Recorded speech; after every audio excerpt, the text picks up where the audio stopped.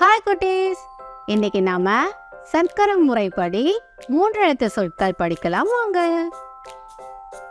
மரம், காரம்,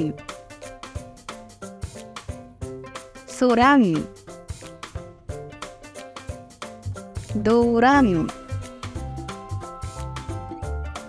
நேரம்,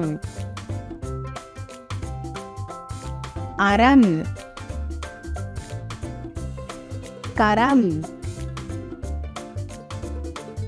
சிரம்.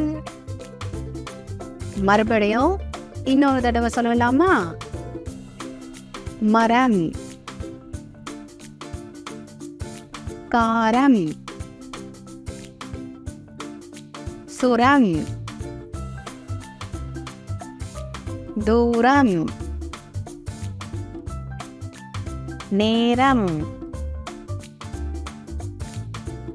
அறம், கரம், சிரம்.